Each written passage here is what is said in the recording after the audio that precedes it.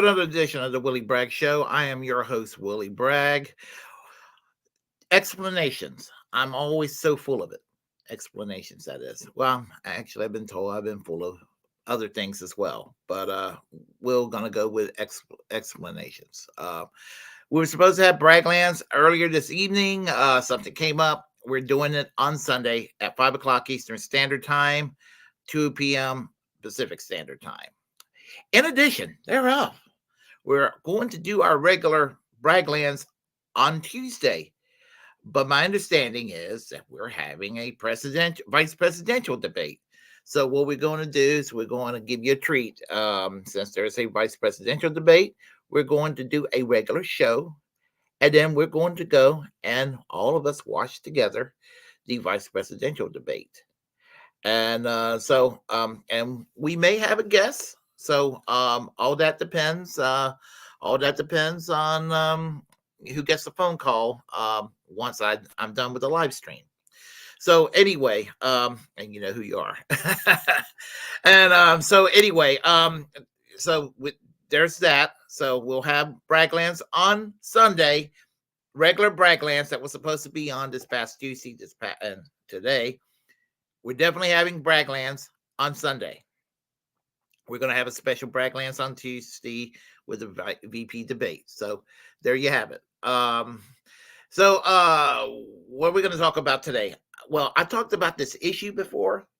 And when I was talking about this issue here about my endorsements for 2024, and I'm just going to limit it to presidents on this live stream. I had issues with my computer, which I don't seemingly have anymore. So there's that. So let's get underway. We have a presidential election. And, I think that we're all in one mind that Donald Trump and Kamala Harris are not what we find ideal when it comes to policy. I'm sure that there are probably the stop clock giving right time twice a day on a few issues. Well, when it comes right down to it, the core of what we want, we're not going to get with Donald Trump nor Kamala Harris. Is there a lesser evil in this election? It's a wash. It really is a wash. I don't hide under my bed in fear of Donald Trump. I don't suffer from Trump derangement syndrome. He's got a lot of bad ideas. He does a lot of conventional Republican shit that I don't like. He occasionally might do something that will be a wild card in a positive direction. But that could be said about anybody.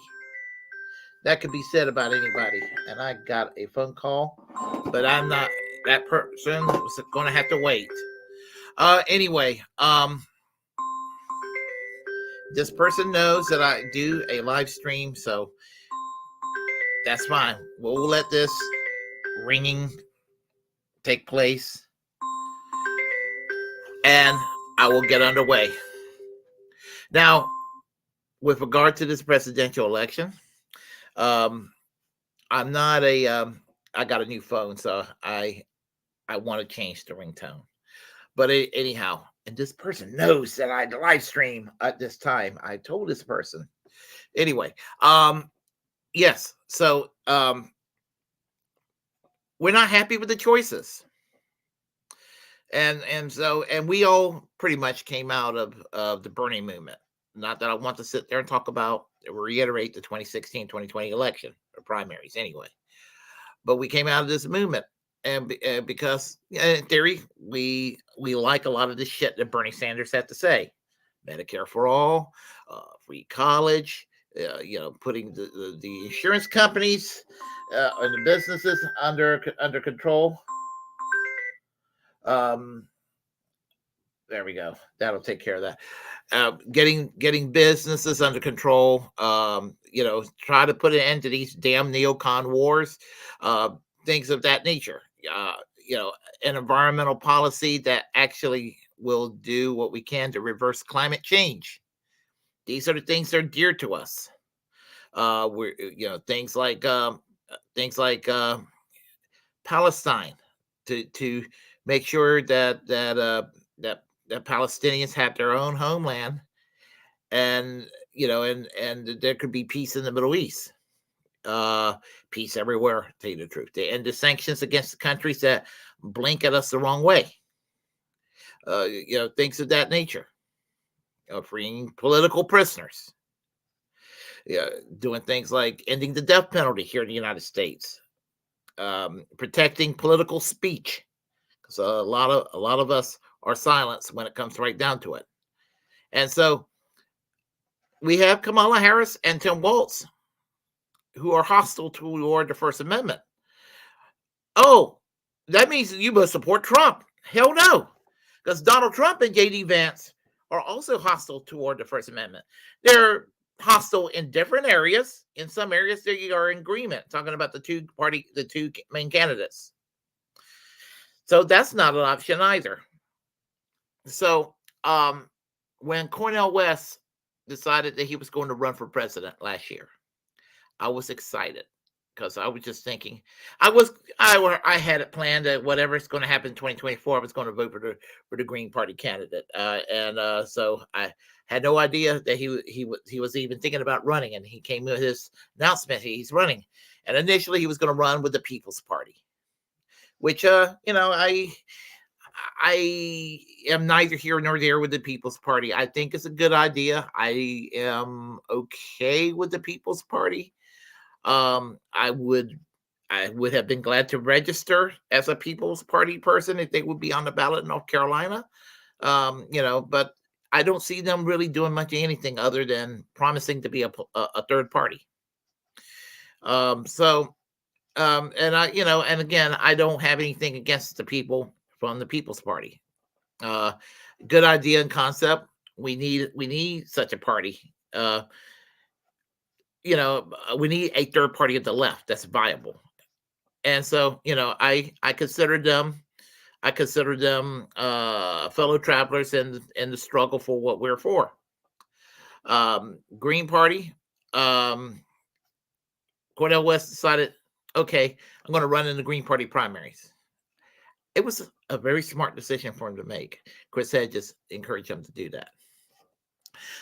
And then all of a sudden, he decided that he was going to run as a fucking independent. And again, I have my conspiracy theories about Peter Dow. And so you got the Green Party that has an infrastructure. I know the Green Party is considered dysfunctional. I know that they're considered, spoilers, what have you, and that nobody takes the Green Party seriously. And I am going to beg to differ, because I'm going to beg to differ, because when it comes to the Green Party, here's the deal with them. They're the only game in town. They are the only game in town, and that's what it comes down to. And hold on a second here. There's not another third party of the left that has a serious chance of hell of breaking through the duopoly. And so that's where I'm coming from. Trying to find a party that could break through the duopoly. And if anybody's going to do it, it's going to be the Green Party. I know we got the Socialist Party USA. I'm cool with them. I was a member at one time. They're running a presidential campaign of William Stodden and Stephanie Zelensky. I know them. They're both good people. I've had them on my show. I interviewed them. And I hope that they're going to do well. I have nothing but love for Bill Stodden and Stephanie Zelensky. There's the PSL, the Party for Socialism and Liberation, running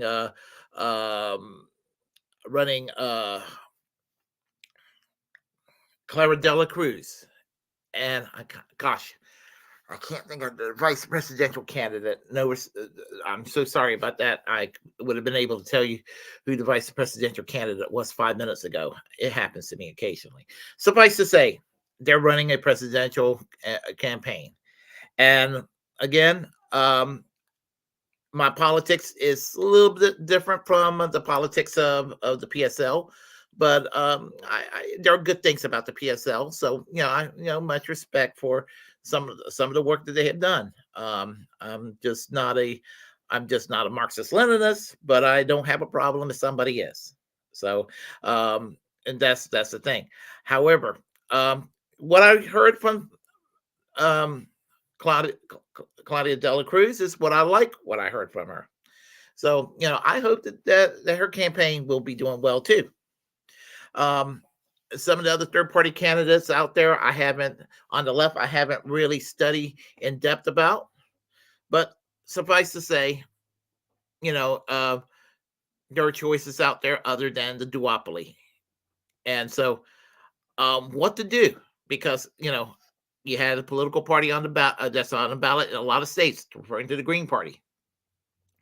And if somebody didn't run as a presidential candidate on that Green Party slate, that Green Party ballot lines would be lost in a lot of states. And that is hard work to get a third party on the ballot.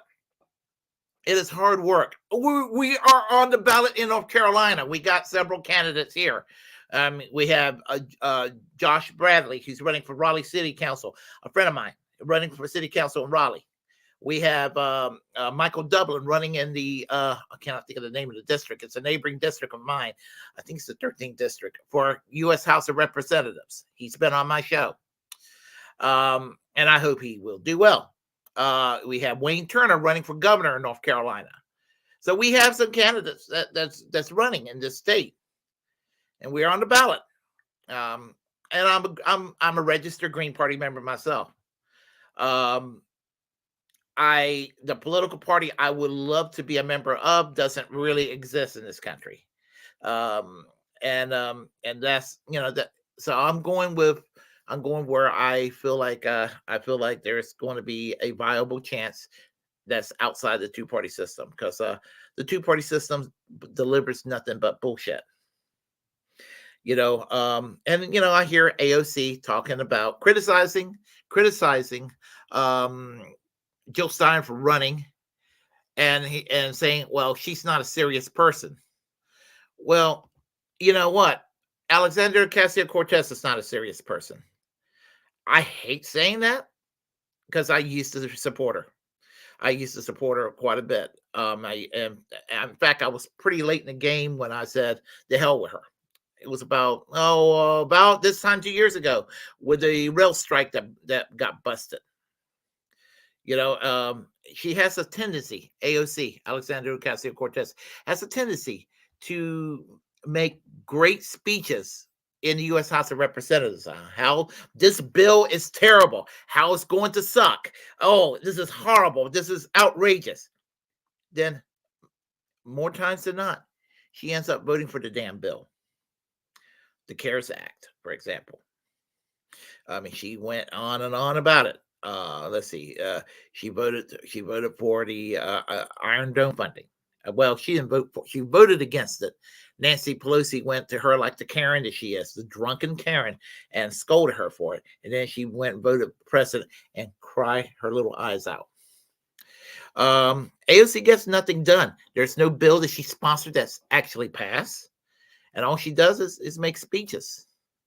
And she's in a fortunate position on her behalf that she's in a Democratic Party district that's going to pretty much vote Democrat. There's no way in hell anybody outside the two-party system or anybody, and there's nobody that could take her down politically in her district.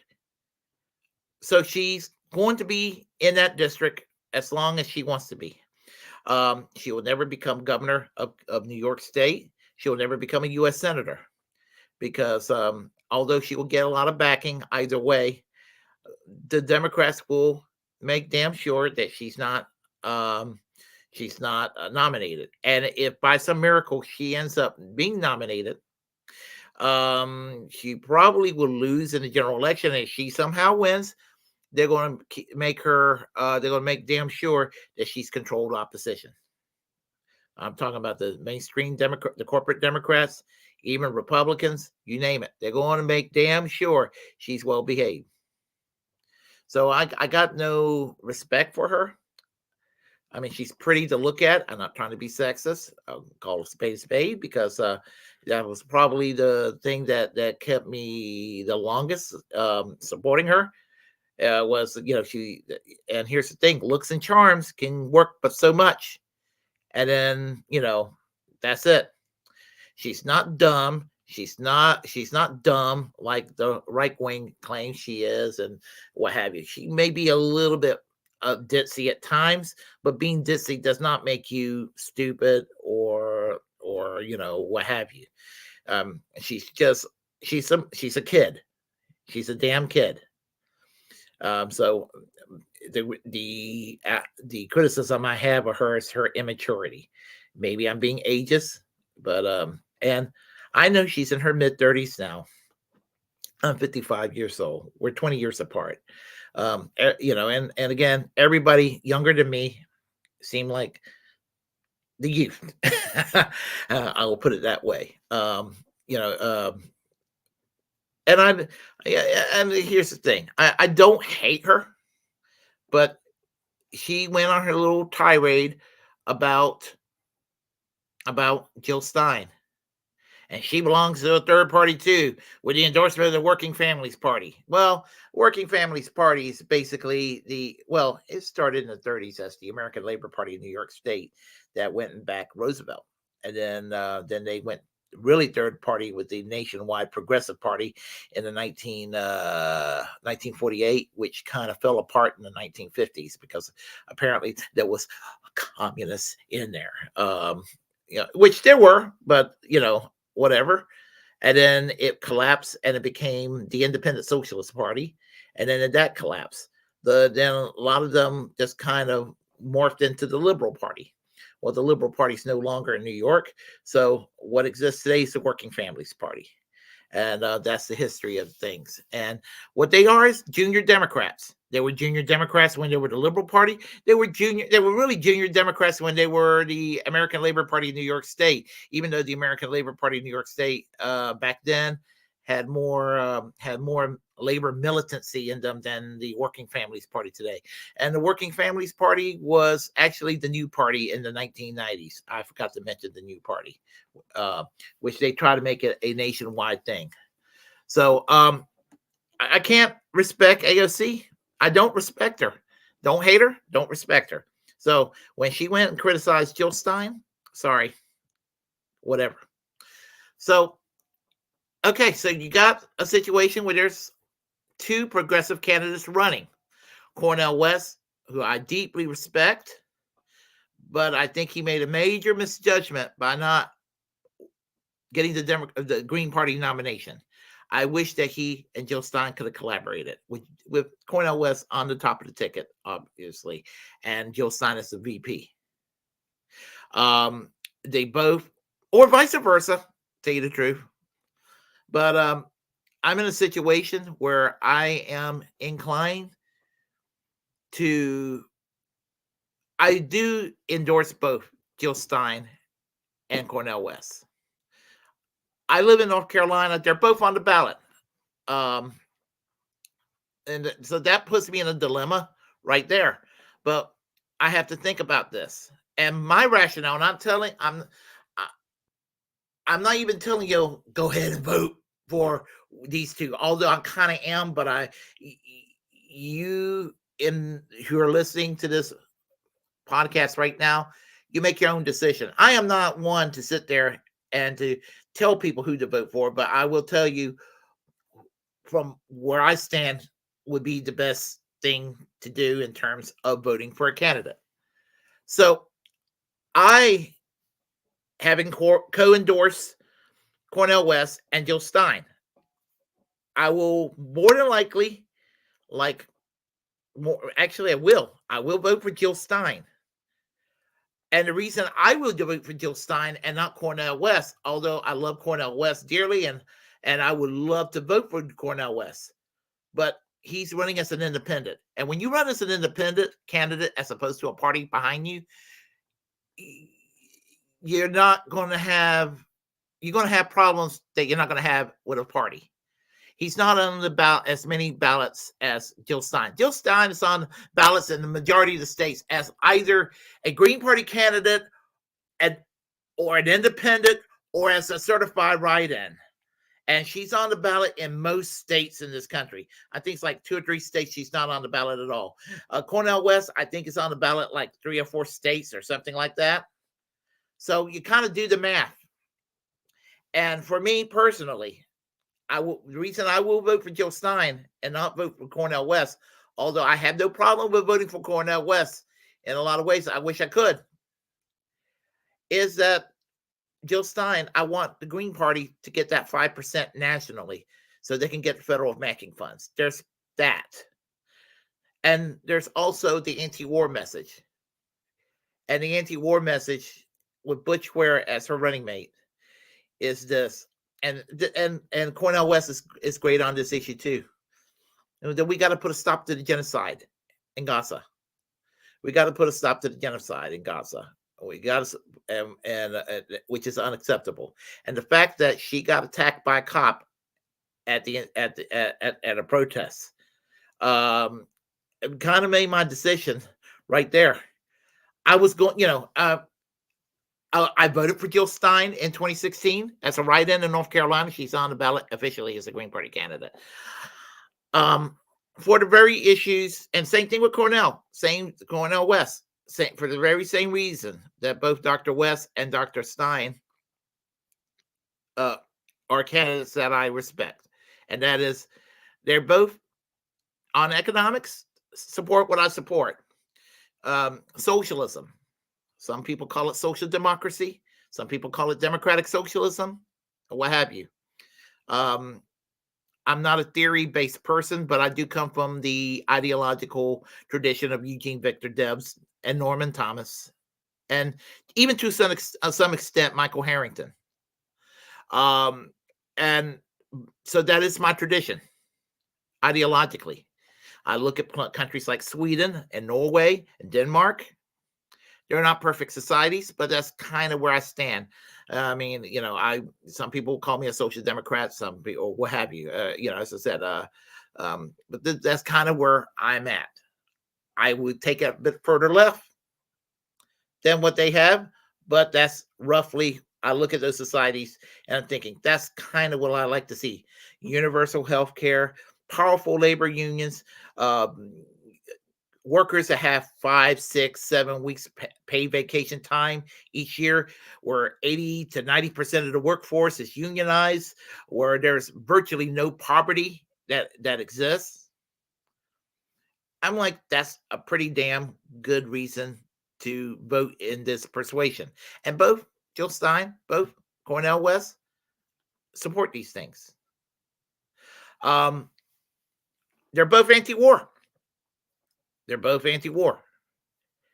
And so that's also given, whether we're talking about the standing up against the neocons back in the Bush-Cheney years with the war against Iraq, and some of those people are still around in both parties.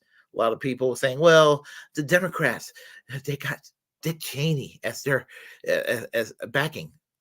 I'm not impressed with that. In fact, I'm offended that Kamala Harris gleefully accepted the endorsement of Dick Liz Cheney. It offends me. It offends me just as much as Lindsey Graham and Mike Pompeo endorsing Donald Trump. Equally offensive. Equally offensive. It is actual evil. The neoconservative foreign policy is actually evil. Because what it has achieved, and we're talking about the Bush-Cheney occupation of Iraq and Afghanistan that resulted in the death of over 1 million people, that actually made the world less safe, that actually paved way, in its own way, paved way to the conflicts around the world, whether they're talking about Taiwan, whether they're talking about Gaza, whether we're talking about Ukraine. It paved way.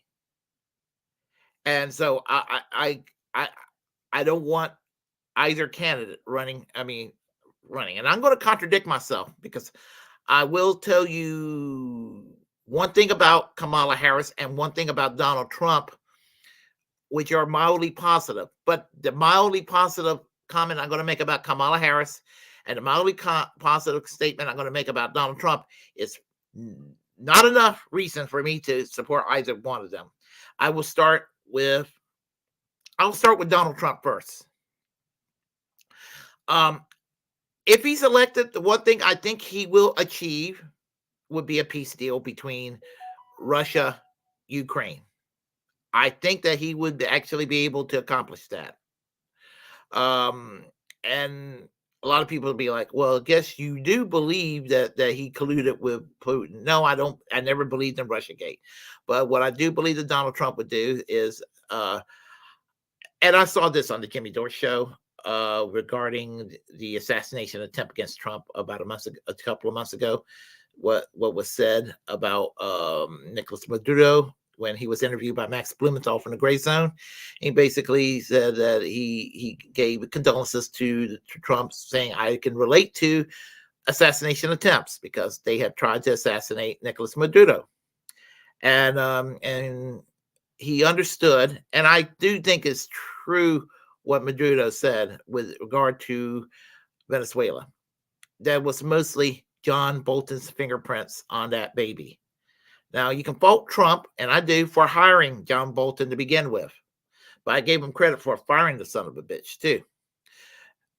And I do think that Trump probably would have wanted to make some kind of a deal, considering that they're an oil-rich country. And I have argued with conservatives who wants to sit there and kick Venezuela while they're down, that it's far better to buy your oil from Venezuela than it is to buy your oil from Saudi Arabia, for a multitude of reasons. One, I believe that Venezuela would be a good faith actor to the United States. And two, and I don't mean that they would be a puppet of the United States, but I think that they would trade in good faith with the United States. And it was, and we won't have the problems we have getting our oil from places like Saudi Arabia. So, another thing is, whatever you may think of Venezuela, whatever you may think, even if you're conservative and you don't like what Venezuela is doing, I'm going to make an appeal for you to think about this, and that is this: Venezuela is considerably more democratic than Saudi Arabia. You don't get the death penalty in Venezuela for leaving the religion of Islam.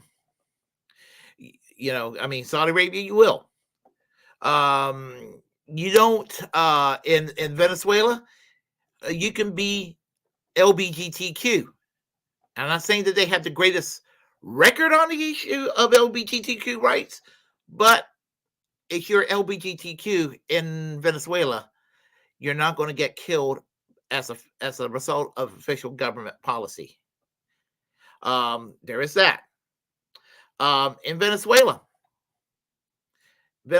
is for all intents and purposes, I'm going to sound Western centric saying this, but yes, it is a Western culture when you compare that to Saudi Arabia. So you will have the trappings of that. There's no reason for the United States to bully Venezuela. And Cornel West and Jill Stein will, if either one of them win, they will end the sanctions against Venezuela. They will end the sanctions against Cuba. They will end the sanctions against Iran, which needs to be ended.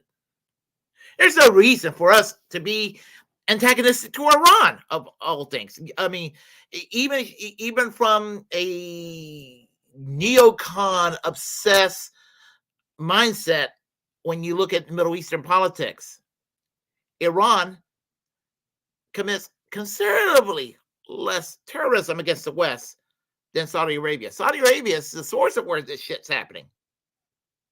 And I'm trying to sit there and bash Saudi Arabia, or Saudi Arabians, and nothing against the people, but governments that the United States coddles. When Tulsi Gabbard was base and cool, she used to refer to Saudi Arabia as Donald Trump's bitch because the weapons we're selling to Saudi Arabia that was committing genocide in Yemen. So I'm not trying to go in too much into this, other than you'll see a slightly better foreign policy, maybe under Trump. Not perfect by any stretch of the imagination. I'm not trying to say that Trump is a pro-peace candidate, but considering that he was in background in with real estate and constructions and all of that, that I think he'd probably rather build than to tear down. I know he gets a lot of rhetoric. He's bombastic, of course. And I know he'll probably do a lot of things that's going to piss me off. Like when he was president, I was trying to say he was wonderful and awesome. He ended the INF treaty with Russia, which was wrong and evil. He ended up he tore up the peace agreement between Iran and the United States. One of the Barack Obama's best accomplishments, if you want to give Obama credit for anything. He went and assassinated Qasem Soleimani in Baghdad with a drone strike, which was also evil and a war crime. He had Julian Assange arrested in London at the Ecuadorian embassy. So I can't, I mean, for these reasons, those are terrible things about Trump. But amongst the terrible things, there was some weird positive things that happened. Now, again, I'm not defending Trump. I have no intentions of voting for Trump.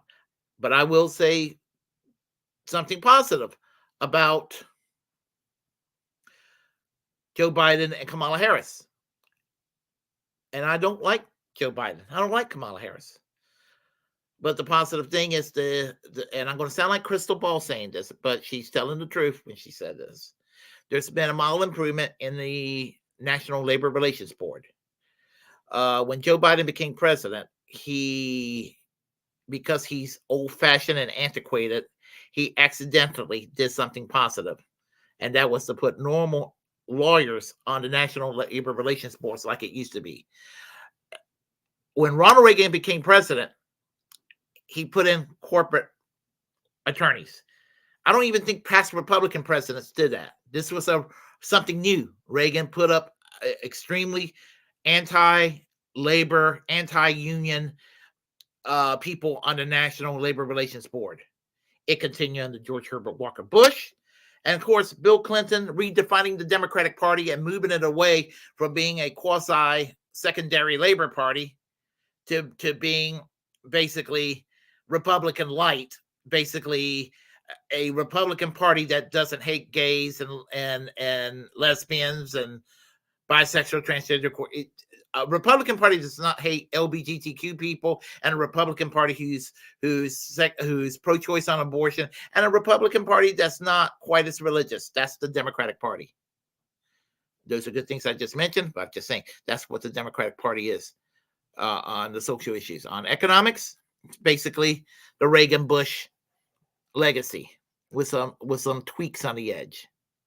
But there's been a mild improvement in the National Labor Relations Board. Yeah, Reagan, Bush 1, Bill Clinton, George Herbert Walker Bush, Barack Obama, Donald Trump, all did the same thing. Put corporate attorneys on the National Labor Relations Board. And we've seen what happened to the labor movement in this country. We've seen it decline. And there's been a resurgence in the last few years with organized labor.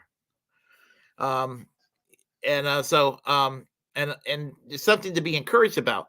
Now, I would have a hard time voting third party if, let's say, 10% of the workforce became 30% overnight.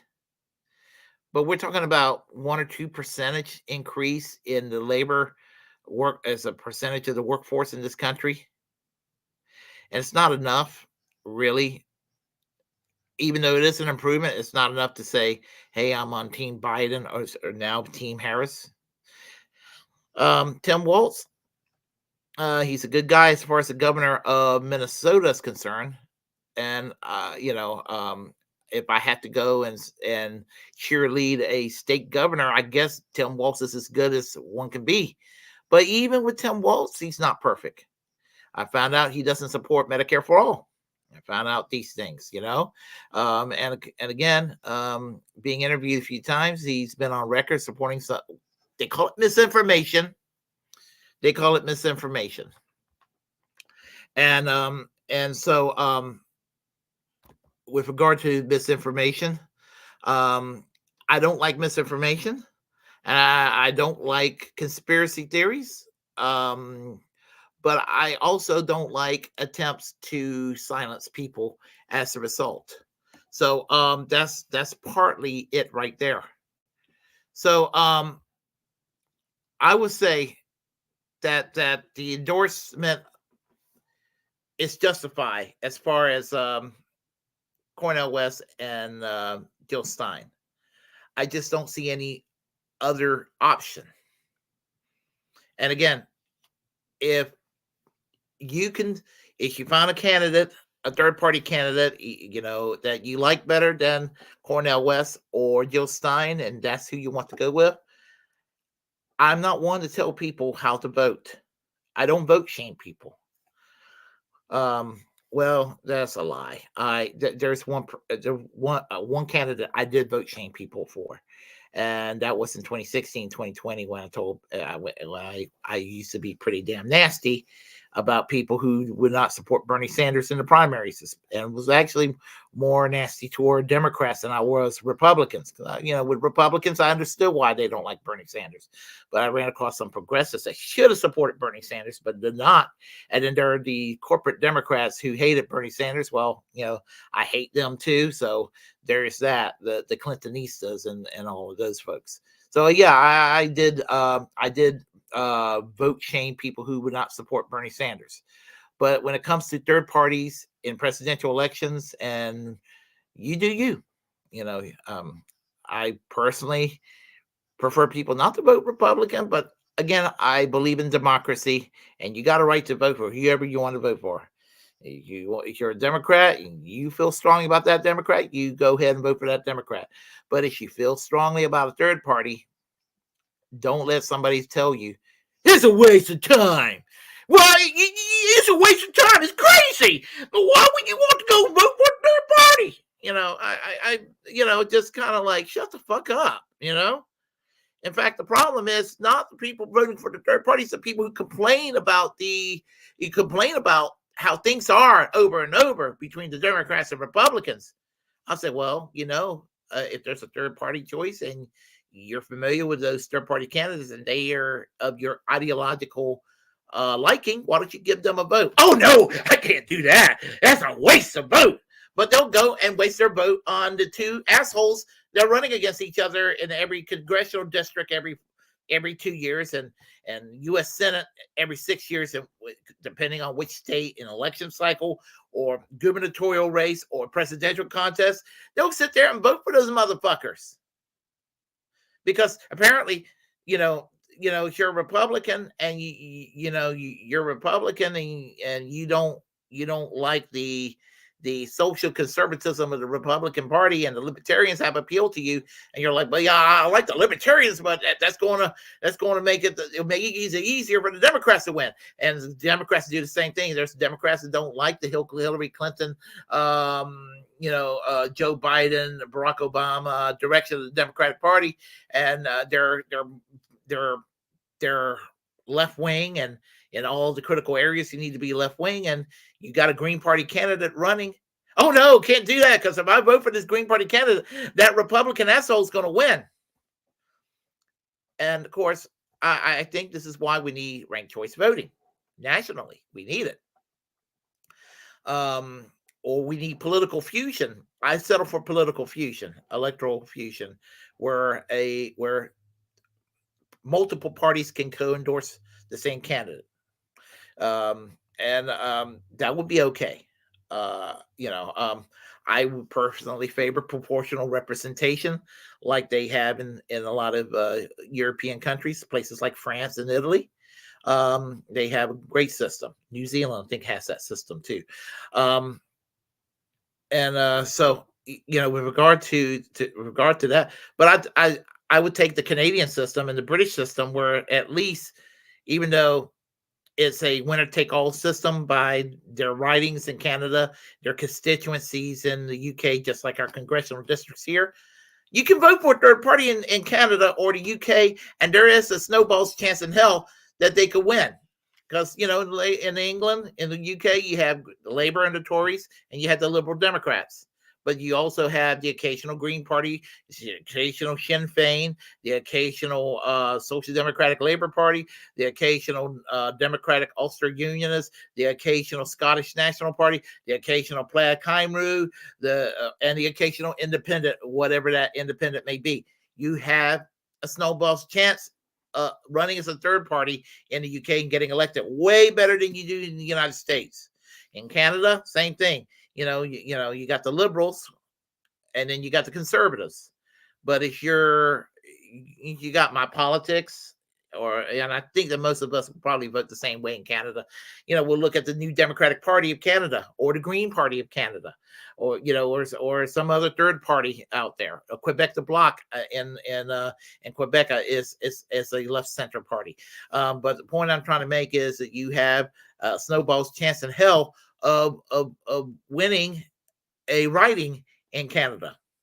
Here in the United States, the chances of winning as a third party person is next to zero. It can happen. There are Green Party elected officials in the United States. There are Libertarians elected officials. There are Constitutional Party elected officials. You got these officials. You even got the Socialist Party that have won some seats in years here in the United States. My point is that you got a chance in hell to win, and when it happens. So and it's cool when it happens. I mean, with Bernie Sanders. Say what you will about Bernie Sanders. I'm not here to sit there and simp for him, but I will say this in his defense. Some people say he's a Democrat. He's an independent. He's an independent that made, in my judgment, a bad decision to overly cooperate with the Democratic Party. He wasn't trying to sheep herd people into the Democratic Party. Why would you sheep herd? You have a career as a senator. Why would you try to sheep herd in there out of boredom? I know if somebody gave me that argument to run for president so you can just sheep herd people in there, I would have been like, hey, fuck yourself, because I'm here to build a movement. And I think that that's what he was trying to do, build a movement. And it failed. Like the Justice Democrats failed. I mean, even Kyle Kalinske said that he felt like the Justice Democrats failed. And I know sometimes I beat up on Kyle Kalinske like I did the other day, but I will defend him in this regard in ways that I can't defend the big names on the online left. Believe it or not, he does criticize AOC, and although he sounds more like a Democrat than he used to, he's still willing to criticize them more than, let's say, the Young Turks and David Pakman and Sam Cedar and company. So I'll give him that. But unfortunately, he went into a direction that, and I'm mad because I used to religiously listen to Kyle. So there is that as well. But suffice to say, and I've been long-winded here, but I needed to get this out of my chest anyway. I was going to do this video. It was going to be shortly before the election. I figured, why not? Time is here. Time is now. Let it be on record while I have a chance. And this is off the cuff, off my heart, off my cuff, what I'm saying here. Nothing scripted. I'm just giving you my take on this whole thing. And so I am debating whether I'm going to vote again after this presidential election. I am going to vote for president, going to vote for the presidential election. And I may even vote 2026, but it's really been passing my mind what's the use sometimes. And I'm going to sound like a doomer for a moment. But then again, I thought about it. I was like, no, you got ballot initiatives on the ballot, even if you don't want to vote for a presidential candidate or president or a candidate for any office. If you have a ballot initiative, let's say in Florida, as reactionary as Florida is, you know what's going to happen? Abortion rights will get protected in Florida, more than likely. Marijuana will be legalized in Florida. So I think that's going to happen because here's the weird thing about conservatives. You got a lot of conservatives you got a lot of people who lean toward generally a conservative direction because our Overton windows to the right in this country. But they'll go and vote for they're pretty much the average conservative in the United States, in my opinion, likes the tax cuts and the deregulations and even the union bustings. But they're kind of like um, a woman's right. Let's don't take that away from her. And a lot of them are kind of like even with marijuana. Even if they don't do it themselves, they're like, I don't give a shit if somebody wants to smoke some marijuana. That's a long ways from how they used to be. And in spite of the resurgence of homophobia among Republicans, there's still a strong section of Republicans that don't give a shit and they have a live, let live attitude toward LGBTQ. Not as much as it has been. I think it's been in decline, but it's not impossible to find a Republican who don't give a shit one way or the other about whether LGBTQ people are existing and living their lives in whatever freedoms that they would have been allowed to have, as opposed to a lot of them that wants to reverse the freedoms. And so there is that. So you got a lot of conservatives who are generally kind of vaguely libertarian. I have argued that the Republican victory would have been a hell of a lot larger had Roe versus Wade not been overturned. And I can bet you that more Republicans are pissed that Roe versus Wade was overturned. And a lot of Democrats found it a disguised blessing. They can fundraise the shit out of it. And like the Amazing Atheist said 2 years ago, they don't have to talk about Medicare for all anymore, or raising the minimum wage, or any of these things that they were being kind of forced to a little bit. And so they love it for that reason. And also, I think there was a section of the Democratic Party that wouldn't mind seeing Trump back. I think the media will be okay with it. CNN and MSNBC, they will love it because Trump is a ratings booster. And the Democrats can sit there and fundraise, scaring the people about big, bad, evil Trump and how he's going to fuck us all over, the Orange Man. And you'll have Nancy Pelosi and Chuck Schumer and Hakeem Jeffries telling you how evil Donald Trump is as they go and vote for a lot of his agenda. It's a farce, the two-party system. It is a farce. And, it's embarrassing how the United States conducts its politics. This is why I'm going to vote for Jill Stein in 2024. Because with Jill Stein, it's a way to keep a political party on the ballot in most of the states. It's the political party that has the best chance of supplanting and disrupting the two-party system, in spite of what goes on inside the Green Party. I'm only a registered member. I'm not a dues-paying member. It's the political party that has a chance to get that 5% threshold for federal matching funds.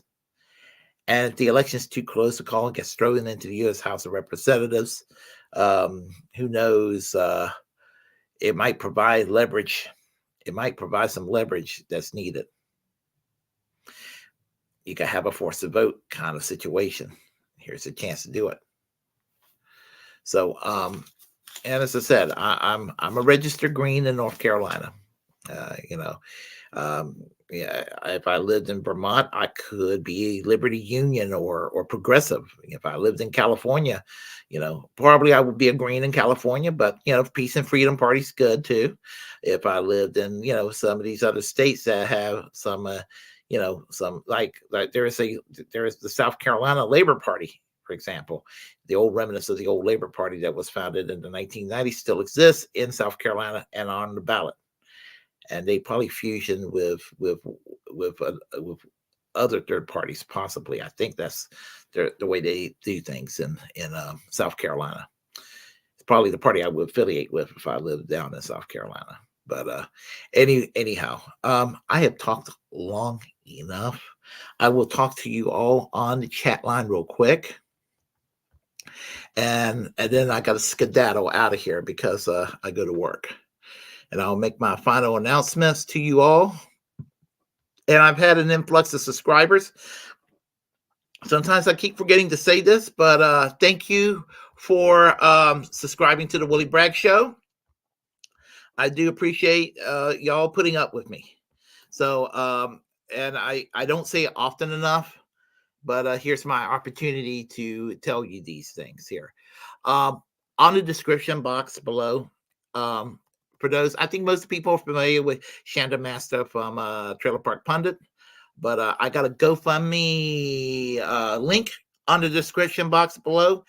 And the reason I decided to do that is that she's suffering from lung cancer, and healthcare is expensive as it is. We need to go and make sure she's looked after. So we don't want anybody suffering from lung cancer, but in particular, we also would like to see Chanda Masta fully recover, and so she can continue the good work she's doing on Trailer Park Pundit, which I watch whenever I can. I work graveyard shift, and sometimes if I'm up, I'll watch the show. But anyway, let's go ahead and talk to each and every one of you on the chat line. Yeah, Miguel, how are you doing today? I see you there as well. And I see Kim says, hey, Miguel, and I'm saying hey back to her because she's here as well. We have Desert Mantis. What happened to your show, Willy? My TV guide had you at 2 p.m. Yeah, Jimi couldn't do the show today, so we're doing the show on Sunday, and we have a special show going on Tuesday. So that explains that. We have Chuck Intergalactic UFO Show, Mini Moon Unexpected Crater 2024. I get it. We have here, who else do we have? Philip Capehart, how are you doing today? We got the rejected two-party system. Your best chance of third-party win is Jill Stein because she's on the ballots in every state. Well, just about every state. I think like 48 states in one form or another. Beloved Gracie says here, sometimes you have to climb up real high, and it's scary just to paint the big letters that says one day only. Exhaust so bad, headache, won't quit. Painted Santa with a brown nose just for the fun of it. All right, and let's see, do we have anybody else here? We're looking through. Warren says here, I'm a Richard Marxist John Lenninist. Haha. We have here Steve Wolfbrant. Hello, everybody rather. PH Cisco. Watch Status Quo with Cornel interview, and he turns into a total douchebag, talking all kinds of crazy shit on Jill Stein. It shows his irrationality and lack of leadership qualities, mostly smears. I saw part of that myself, and I will confess that was not Cornel at his best. I think he realized he made a mistake running as an independent. He needed to run as a Green Party member. And I that's where I stand on him. Let's see. Between the interview and his actions with the Green Party, I don't see me supporting Cornel West ever again. And I understand. I understand the frustration. I think he's a good man. I just think that he took bad advice from Peter Dow, and that's what it came down to. And I think deep down he knows it. You got it right, Willy. I'm pretty sure that's my thoughts anyhow. And Max Sarjay says here, and scrolling down once again, I think Bernie's finally on board with to stop funding genocide. Here's the thing about Bernie. He's conflated He is conflated on that issue on Israel for a variety of reasons. He's not religiously Jewish, but he's secular. And he's a little older than the rest of us because he comes from a different era. He did live in a kibbutz in the 1960s, the time when there was a healthy section of the left that used to support Israel, and much of them do not anymore. And I think he's reconciled, and he knows what a monster Benjamin Netanyahu and the right-wing lunatics are in the government right now. But anyway, Elon Musk is the worst, absolutely. I remember the name. These nuts ran for office. It was 15 years ago. Imagine where he would have won. Ironically, it would probably be better off, says PHS Cisco. Okay, let's go and check through here. All right. Ed Heller says the duopoly supports genocide, corruption, and war. Absolutely. So I'm looking through here, and MC says Jill Stein 2024. Yes, that's correct. And that's what I'll be doing. So anyway, again, I left a on the description box. If you mind, just go ahead and check for Chanda Masta of Trailer Park Pundit. That was my phone alarm.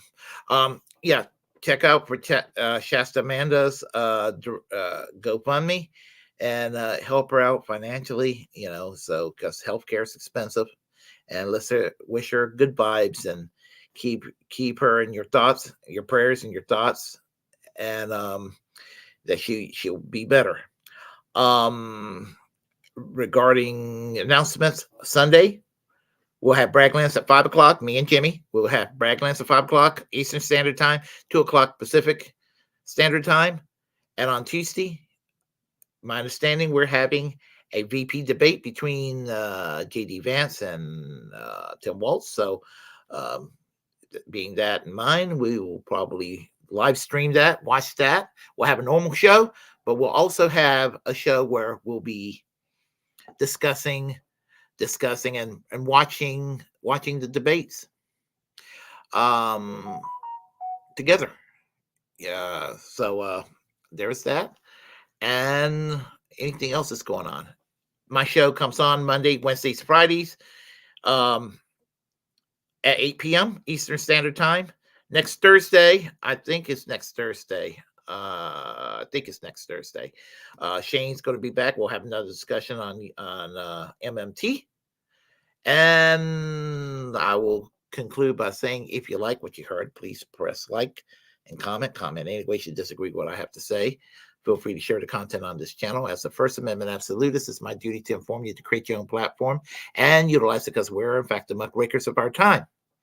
Also, subscribe to the Willy Bragg Show. Help us grow this channel. We're getting there. And so if you haven't subscribed yet, please consider subscribing. And if you just want to visit, we love having you here anyway. And remember to free and pardon Ed Snowden, fully pardon Julian Assange, free Palestine, free health care for all, and free speech. I will talk to y'all very soon. See y'all next time. Bye-bye. Love y'all.